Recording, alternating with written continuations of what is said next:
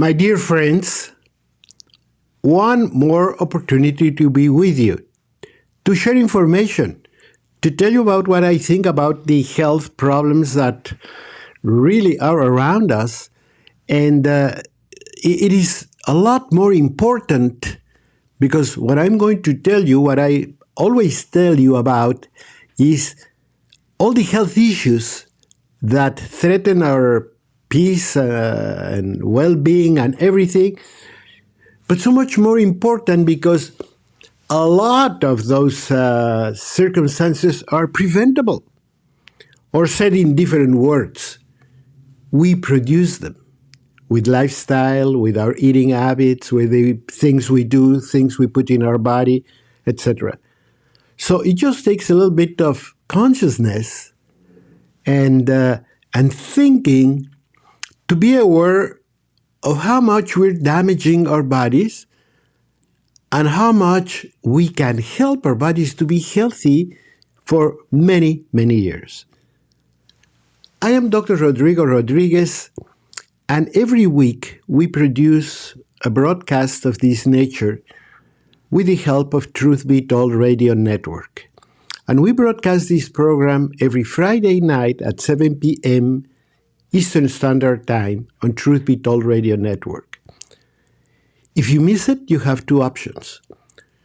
Tune Saturday morning, 9:30 Eastern Standard Time again, or go to Spotify and search Truth Be Told Radio Network, and you're going to find countless hours of programs like this, where we're going to discuss and when we're going to talk and when we're going to share information that I think it can really change your life. It can really save a lot of money. It can save a lot of suffering and make everybody's lives easier. The cost of healthcare in the United States, I don't have to tell you, we all know, it's overwhelming. And there is no government, there is no tax, there is nothing that can overcome the health issues that we have if we don't do anything on our side. Because after all, it's not a matter of money. That is probably one of the problems that we have. That should be all, in big part, a problem in itself. That we think that if we spend more money in healthcare, we're going to be healthier. Well, think again. Let me give you a simple analogy. What do you think would be a nicer, cleaner, beautiful city?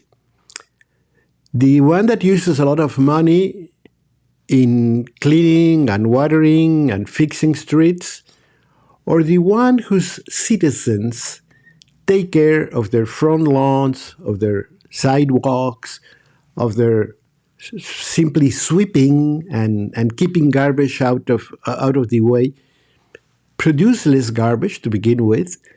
Well, that, to me, it's going to be a lot simpler, nicer, and that's going to leave money to do something else. Instead of cleaning for everything that a lot of people do without any thoughtfulness, without any interest in everybody's well-being. Same happens with health. It is not a matter of how much money we spend on health. It is a matter of how much we, each one of us, as an individual, will help to prevent disease, to be healthier longer, to be able to enjoy wellness for more and more years. That's going to save so much money, so much money. And the other problem is that we grew up. It's not our fault. We were trained that way. They told us that you don't have to worry. You can have your cake and eat it too. You can have fun. You can. You deserve a lot of fun in your life and a lot of good times, etc. And that after all, if we ever get sick, we can go to the doctor and the doctor is going to write a prescription. Then you take that medication and everything is back to normal. It is not. Definitely it is not. And we're facing an epidemic of chronic degenerative diseases that every single day give us more victims, more expense, and more suffering. Let's touch on one of those conditions that epidemiologically and economically and suffering and everything is at the center of everything we're talking about. It is almost universal. The number of people that have problems in this area is growing. It's growing every day. Not only is growing in numbers, but continues to go down and down and down in the age of onset. Remember the days when we thought, oh, I don't want to grow old because I have seen my grandmother or I have seen my neighbor. When they grow old, oh, they have to go to the doctor, they have to do x-rays, they sometimes have to go to the hospital, they don't perform as well, they have problems walking, moving, they're always in pain, etc. So I don't want to grow old. We always associated becoming older with health issues. Not anymore. Think again. Because the problem that I'm going to talk about today, and you're going to immediately identify the circumstance as true, is a condition that gets its worse when you are in your 20s or 30s or 40s. That's a young person. That's a very young person. That's a person that's beginning a family. That's a person that's beginning a work. That's a person that's climbing up every ladder and being successful and happy. And all of a sudden he finds out that he has this problem. And the problem is colonic disease, inflammatory disease. That's what we're going to talk about today. We're going to talk about inflammatory bowel disease. Doctors call it colitis. And then you can find a lot of last names to that colitis, depending on what exactly is causing it, what exactly, how it is exactly manifesting it, how complicated it is. But let me tell you, it's probably one of the most prevalent diseases in America today. If you take a look at the world, the statistics are going to tell us, and I hope you're sitting where you can watch a map. The higher you go in latitude, the more prevalent the disease is, which means you go from the equator, here, here, here. All of a sudden, you get across the border with Mexico, you're already in America. You keep going up, you keep going up, and then things start to get worse. You start seeing more and more people. Then the Far East doesn't have that many. But as you come eastward, it starts to increase. And the same on the other end. That puts Northern America and Northern Europe at the center of this, let's call it, epidemic. We have a lot of problems with colitis. We have inflammatory bowel disease all over. All you have to do is interview the person that's sitting next to you and say, do you have any problems with your tummy? Are you constipated? Do you have bouts of diarrhea every now and then? Are you achy? You have any pains, any feelings, any colics in your abdominal cavity? Are you very sensitive when you get your clothes on? Is there any sensitivity on your tummy? Do you have any problem with that? when you eat, do you get bloated? Do you start producing gases? Are you intolerant? That's a word that didn't exist only 50 years ago. Are you intolerant to gluten? Are you intolerant to lactose? Are you intolerant to certain foods that you cannot eat because they make you sick? Just ask around or ask yourself. And you're going to see how many people around you have this problem. And this is inflammatory bowel disease. And it involves mainly the large intestine, the colon, as we call it. And we have to explain you why. And I have to explain you what we're doing against our own physiology of the colon every day, and why we're getting sicker and sicker, and why our younger generations are the ones that have the problem. You don't see a 60, 70-year-old gluten intolerant. No, it's normally a 20, 30-year-old. A teenager. We're looking at more and more cases of teenagers and even younger with full allergies, quote unquote, with food intolerance, quote unquote, or with blatant problems of intolerance. They eat this, they get sick, and then we blame it on the food. Oh, he shouldn't eat milk because lactose is bad for him. No, he shouldn't eat wheat because gluten is bad for him. Think again. Do you have any idea for how many thousands of years mankind has been eating milk and wheat? Why today? Why after thousands of years of eating wheat and milk, all of a sudden we discover today that they're bad for you? It reminds me the idea that they got us on when we were in the 60s and 70s, that we shouldn't eat eggs, that we shouldn't eat butter, that we should eat these things. The same now.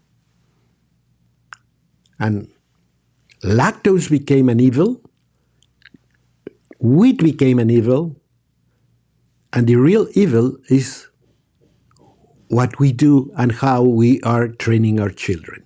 Don't go anywhere, because I have so many things to tell you about this.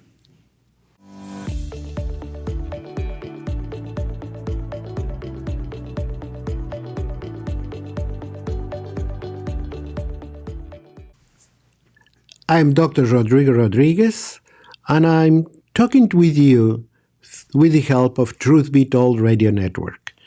You can also get all these broadcasts not only like every Friday at 7 p.m. Eastern Standard Time, but you can listen to it on Saturday morning, 9:30 a.m. Eastern Standard Time, or search for Truth Be Told Radio Network in Spotify. You will find 150 plus programs like this. So you're going to be able to know a lot. We're also available in Facebook, in Twitch, and Twitter, and Instagram. So feel free to take a look. Feel free to, I would absolutely love if you follow us. If you read and listen, at least partially, of everything that we say. And also if you share it. Because believe it, this is information that can change completely your life, that can prevent a lot of very disgusting health problems, and save you a lot of money at the same time. So why not listen? Why don't get a little bit of advice? And if you have any question or any comment, you can go to the social media of your choice and ask a question. You can give me a call. You can ask not only a question, but a comment. You can tell me what. Even if you disagree, I'll be very happy to talk with you and give you my points of view. Nobody has the full truth.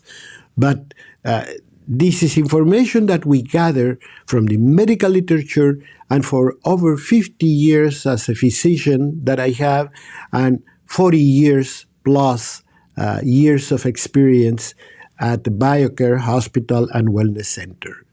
We have been working with these problems for so many years, and instead of looking at things getting better, I actually have some dismay because I see that this is a growing problem.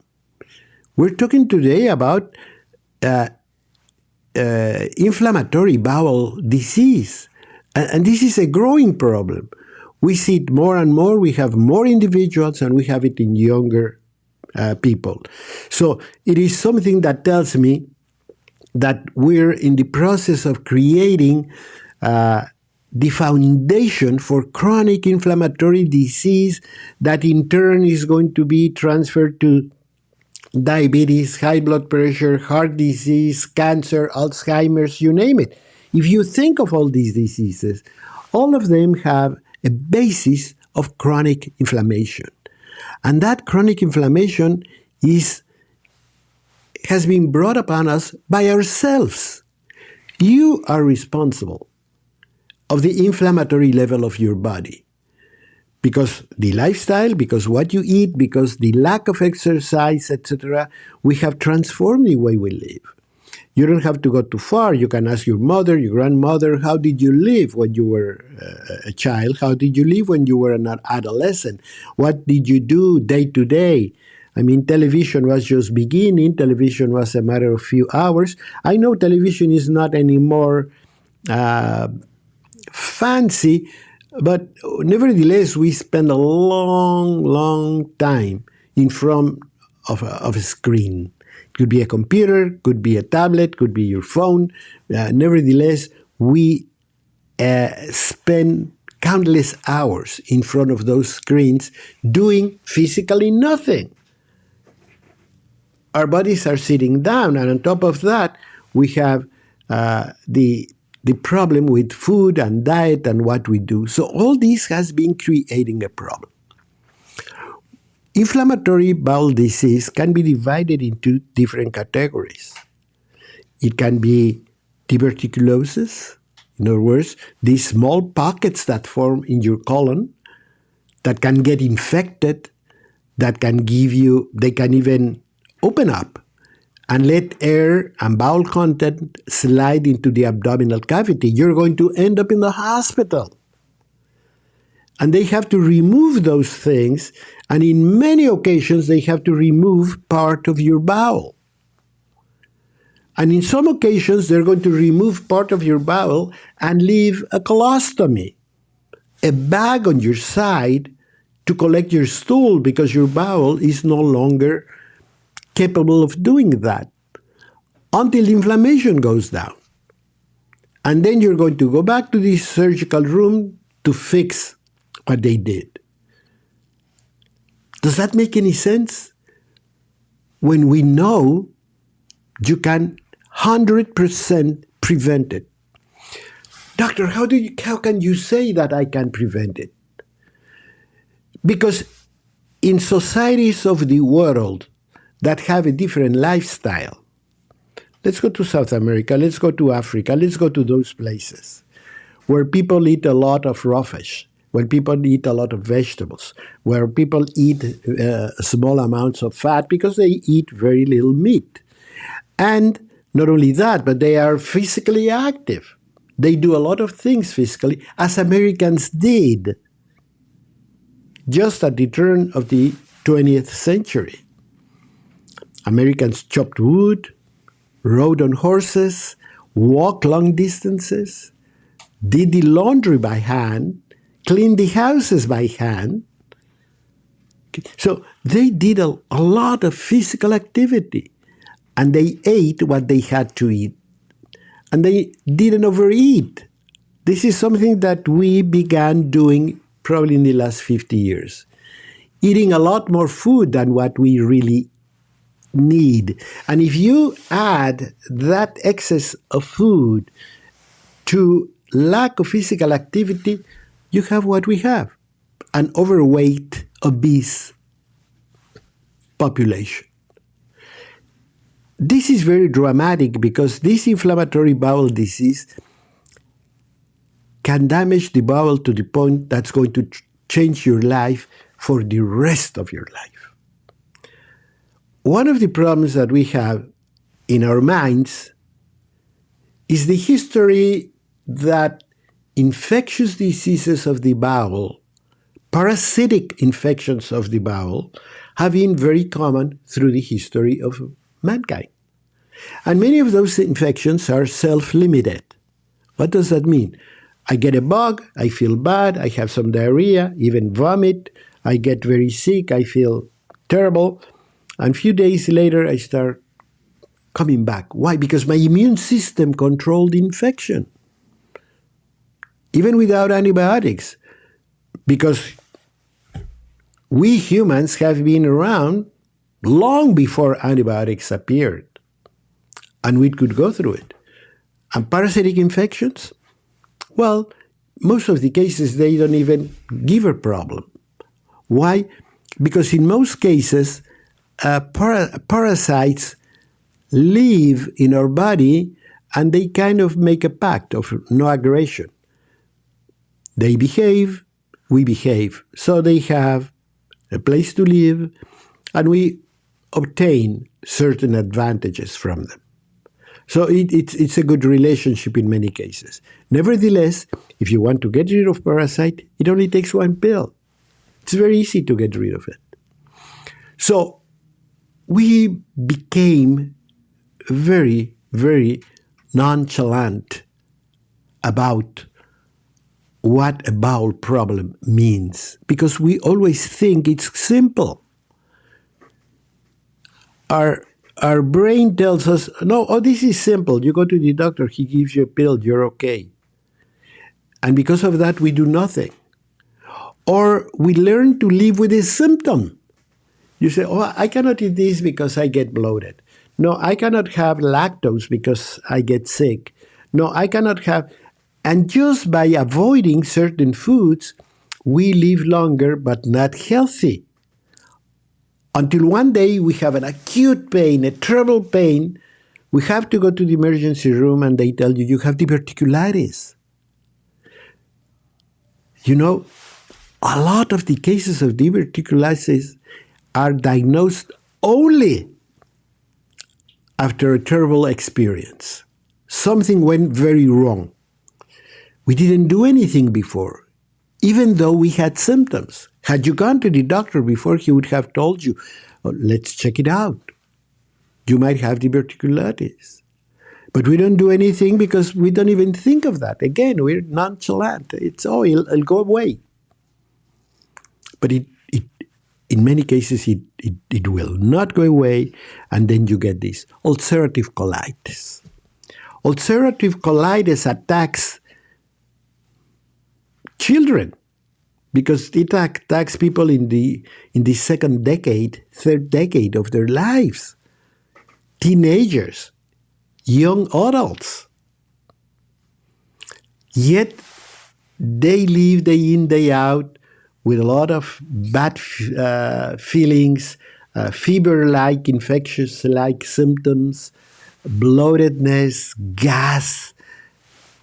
And in many cases, because of the ulcers, they bleed.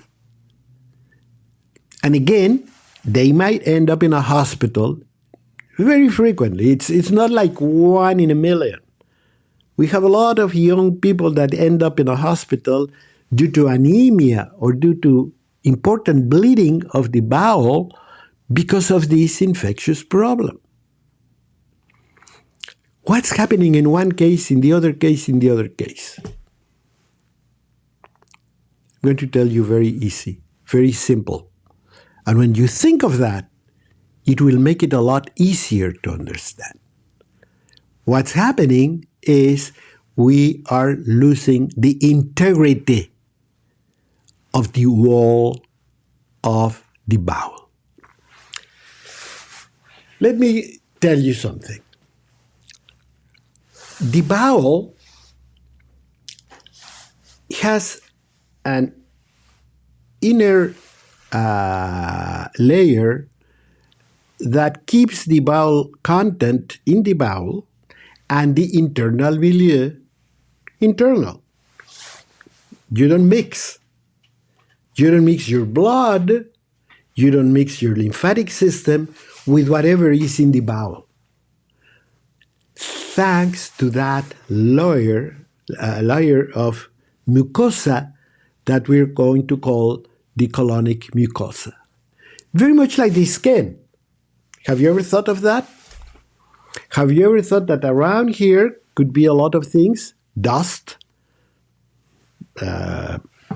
parasites, bugs, dirt, etc. And then you go and do this thing and do the other, then you rinse it and you're fine. Why? Because your skin kept everything out of your body. Well, we have two big surfaces. This one, which is the skin, and the inner contact of all the gastrointestinal content against the blood, against the body. The integrity of your skin and the integrity of that mucosa are very important, critical to our survival and well-being. And that's what we're going to talk about in the next segment. So please, stay with me. It's very important to understand it.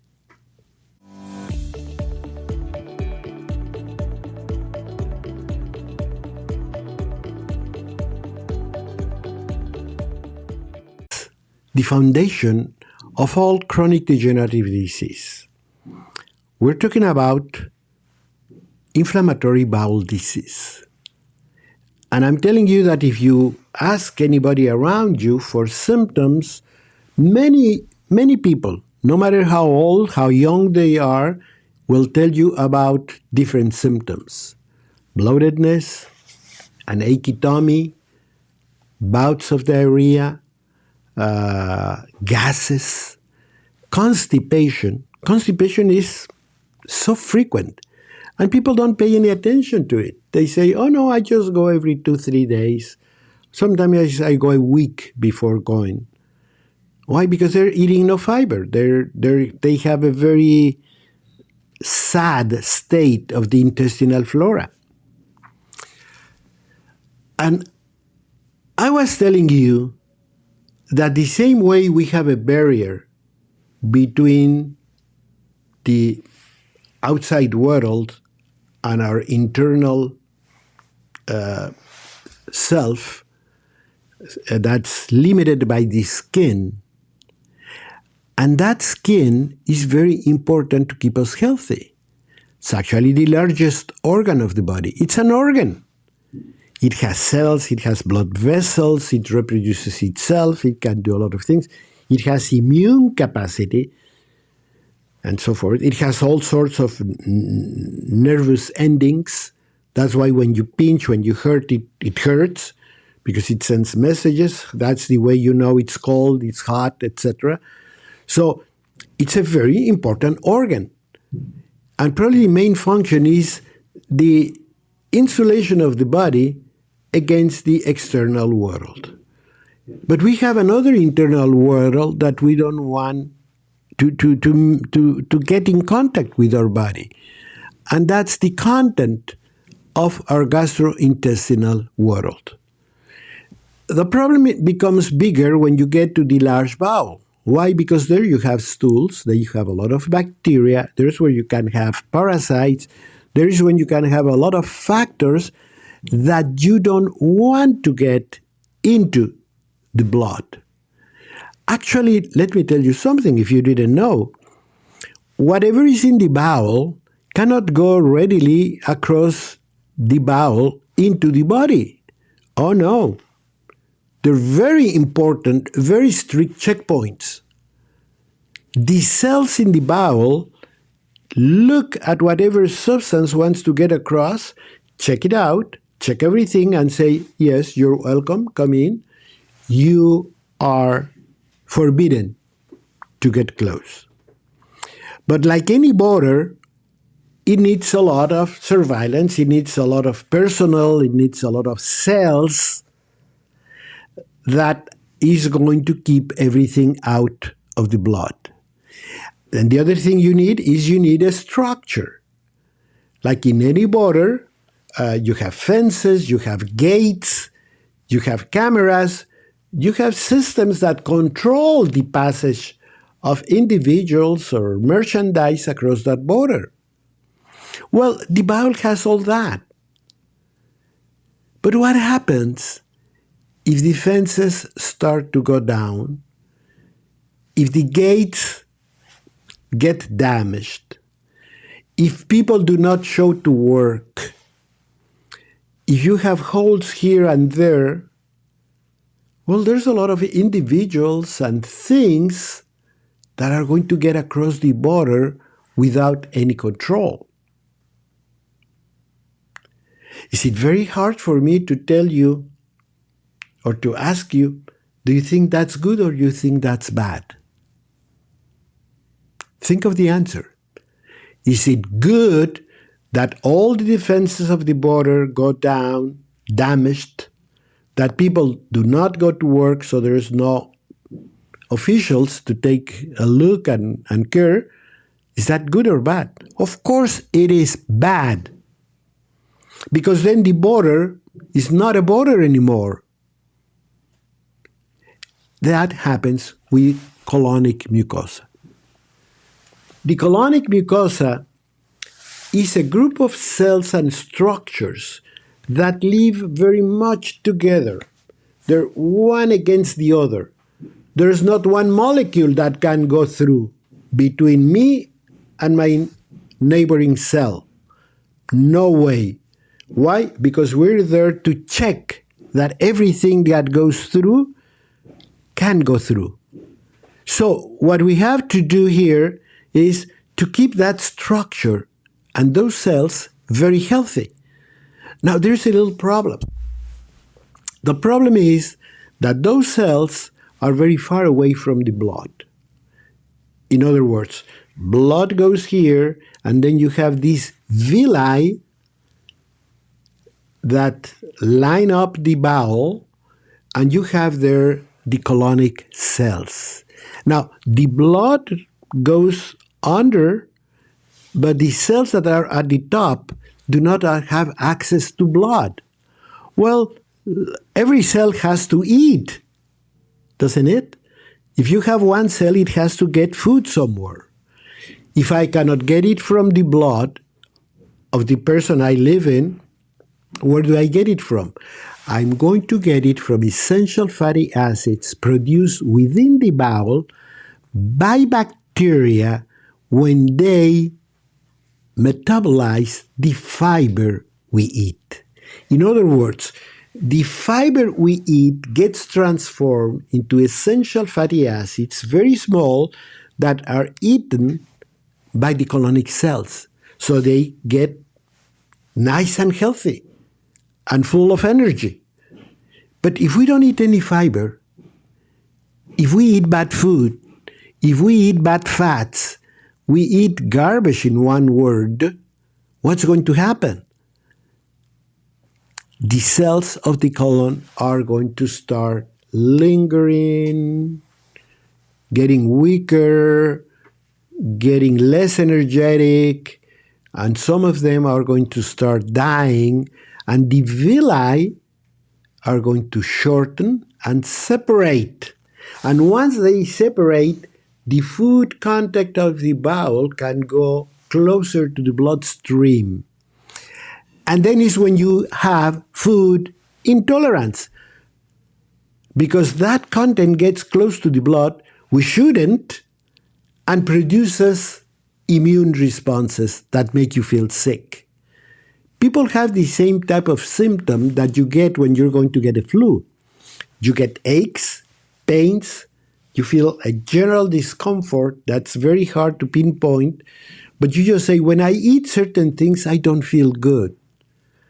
And then I develop gas, and then my tummy aches. Why? Because there is an inflammatory reaction to that food going into the system, without any checking.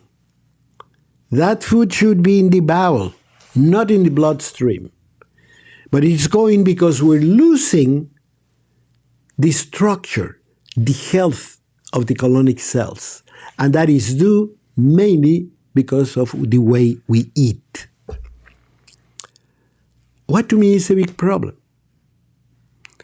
To me, a very big problem is that behind any person that doesn't know how and what to eat, there is a mother, a father, a grandfather, a caregiver that never understood that we have to educate our young ones to eat what they have to eat.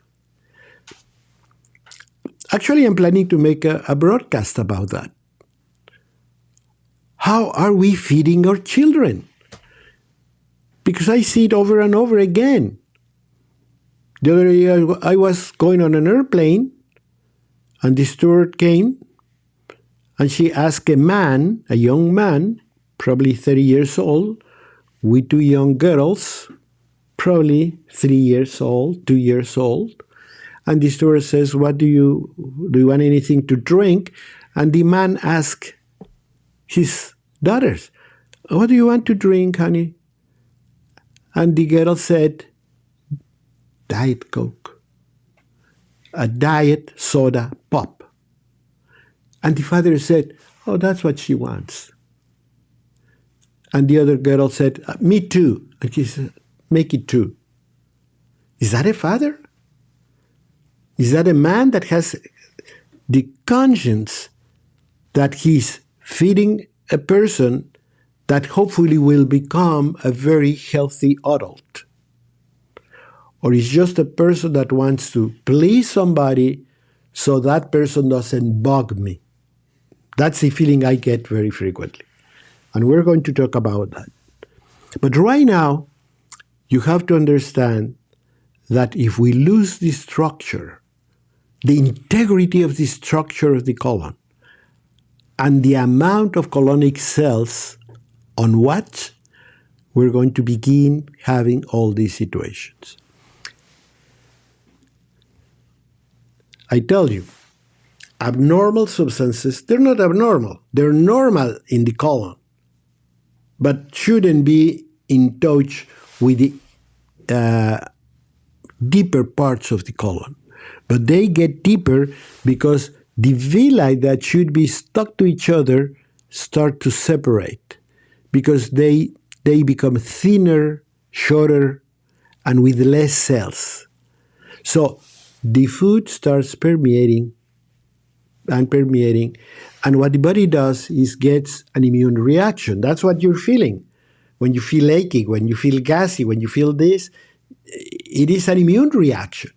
And that immune reaction translates into swelling of the bowel. And if the loss of integrity continues, you have two problems.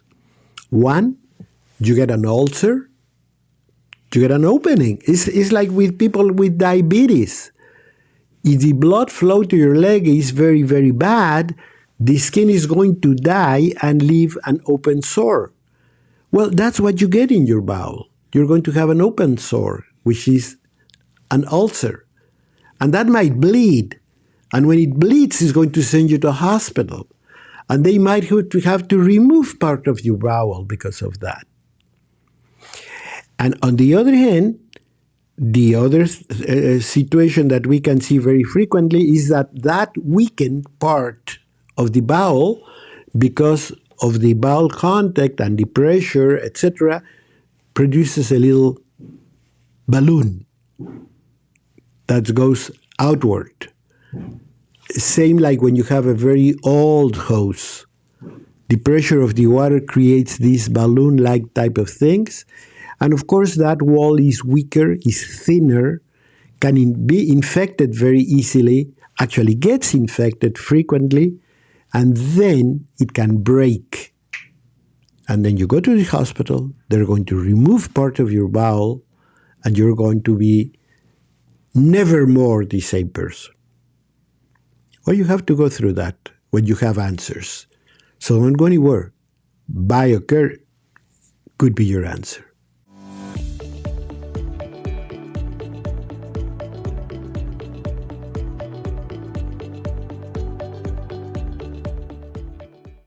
My dear friends, I'm Dr. Rodrigo Rodriguez, Medical Director of BioCare Hospital. And today, like every Friday night at 7 p.m. Eastern Standard Time, I broadcast through Truth Be Told Radio Network a message that hopefully will help you to have more information about how you can prevent disease, how can you be healthier, how can you have better well-being. Well-being is the basis of joy. We cannot have a joyful, happy life if we're sick, if we have a health issue. So it's important that we know that we should be healthful, but the most important thing in our message every week is the fact that that well-being, that health, is not just, doesn't occur by chance. It's the result of how we live. It's the result how we develop. It's the result of what we eat and how we move. It's the result of our spiritual well-being. There are many factors that contribute to our well-being, and we have to take care of that. Because if we don't understand it, we're going to go into one or a different problem. And in today's world, in America, every single statistic, every single health review tells me that the dominant health issue is chronic inflammatory degenerative disease.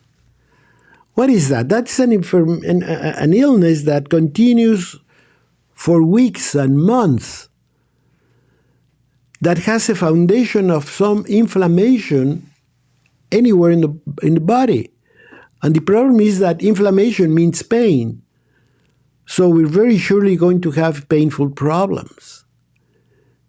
And that brings degeneration of the tissue. What does that mean? It means that our cells become smaller, weaker, bad performing. So our whole body is going into a degenerative condition.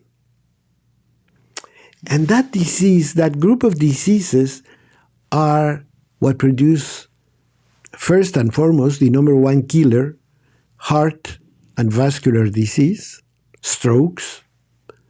That's what produces cancer, because chronic inflammation creates the conditions for cancer cells to develop and to progress. We all make cancer cells every now and then, but our immune system beats them. But when that system goes into degeneration, we cannot fight them off, so they will grow, they will progress. That's what gives us diabetes, through the lack of sensitivity to insulin, or to the failure of the pancreas to produce as the insulin we need, because it has also been assaulted by a lot of things that we do. And that's the bottom line. The big problem is what we do with our bodies. One very important part of all these illnesses begins in the bowel. And that, as a group, is what we call inflammatory bowel disease. And it can be in different forms, from very simple, yet very important, because they tell us that we're doing something wrong with our bowel, and this is going to have serious consequences, to important diseases like ulcerative colitis, that produces ulcers and damage in the intestinal colon. And you know, those things, those sores that we produce inside our bowel, can bleed, produce a lot of mucus, produce a lot of inflammation. People are in constant pain. You can see it. I can see it probably because I'm a doctor. But you can see it. You talk to people, you find people, and you're talking to them, and you say, what is it? They never look good. They never look relaxed. They never look happy. They say, well, I have this bowel thing, I'm bloated, or I'm constipated, etc., etc. So all these problems are due to the lack of integrity and to the loss of cells in the intestinal mucosa. And there's a chain of problems that produce this, a long chain that begins probably before birth. If you have a mother that doesn't take care of herself, that doesn't eat well, that doesn't supplement everything, you're going to have chances of getting a weaker system. And then we see less and less natural birth. We see more and more cesarean section. And that natural birth is very important because it produces the quality of intestinal flora that our child is going to need. And a C-section doesn't provide it. And then we have less and less people that have breastfeeding. And that milk will produce a lot of nutrients for the bacteria of the bowel, not for the baby. Did you know that there are literally hundreds of nutritional substances in mother's milk that are not used by the baby? They're used by the intestinal bacteria. And then we create the diversity, the quality of bacteria that that baby will need throughout his life. And he should be in good shape unless he has a pediatrician that one day decides that the baby needs antibiotics. Needs antibiotics because it has a little bit of flu, because it has a little bit mucus, because it has something with the throat, because it has acne, because of you name it. In this time and age, we literally feed antibiotics to babies. I always ask this question. What are the chances of a baby being born today not to have antibiotics in the first year of life? And it's slim, believe me, because we use antibiotics for a lot of things.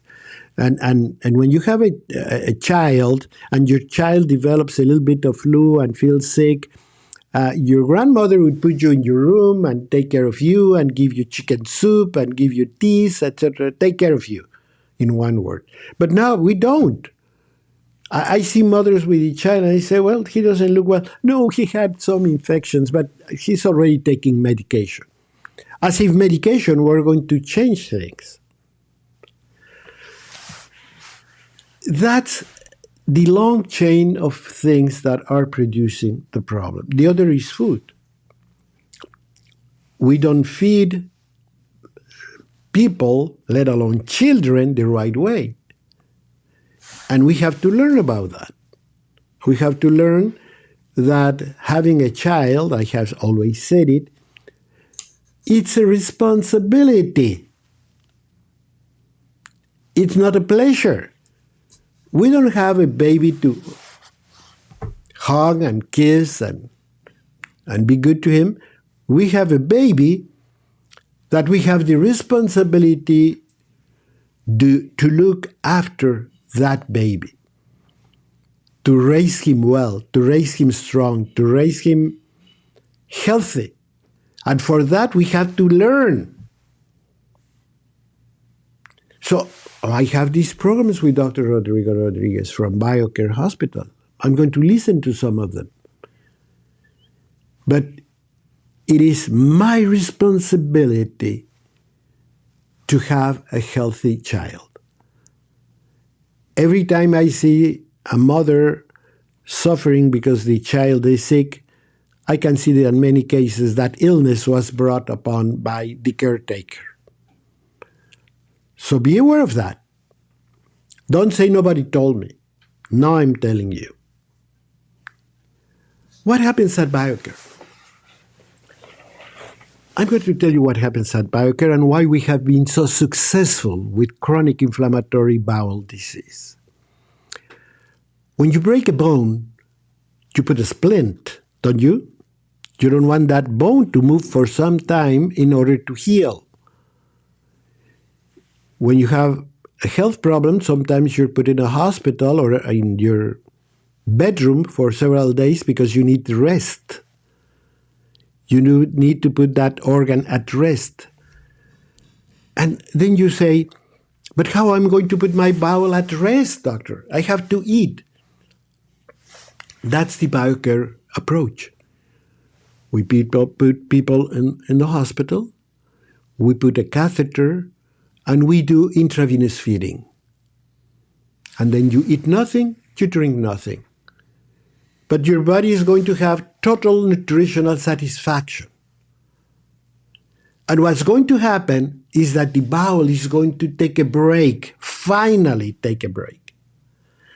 We have seen very sick people that come in here virtually ready to be operated on, with intestinal bleeding, with acute pain. In 2-3 days, they look different. Once again, your face looks different when you don't have colonic disease. And they're so grateful, and they didn't take medication. All we did is give the body the chance to recover. How? To put the bowel to rest. We're not going to use you for some time. Heal. I'm going to feed the body in a different way. Not only that, but I'm going to be checking your intestinal flora. I'm going to see what you have and what you need. Because in many cases, through the use of antibiotics and faulty diets, yes, we have an intestinal flora, but we have a sample of everything we do not need, everything that can be damaging. So if I keep it healthy, if I give you the right amount and the right quality of intestinal flora cells, everything starts to improve. In many cases, I have seen people like that, they are given antibiotics. That's going to make things worse, because it's going to distort the intestinal flora even more. And you can read it. I'm not telling you. You can read the medical literature on how many times antibiotics fail in these type of cases. In these type of cases, what you need is rest. What you need is a hospital that's going to be working on detoxification, on intravenous nutritional support, on rest, on cleansing, on refiguring out the intestinal flora and bring it back. And it only takes 10 days, 2 weeks. You're going to be a different person. If you have any question in that area, give us a call. Send us an email. Ask a question. This can change your life, and it can change your life forever. You're going to be very happy you made that call, that you contacted us. Don't let it go. And if it's a mild problem, simple advices will change your life forever. See you next week.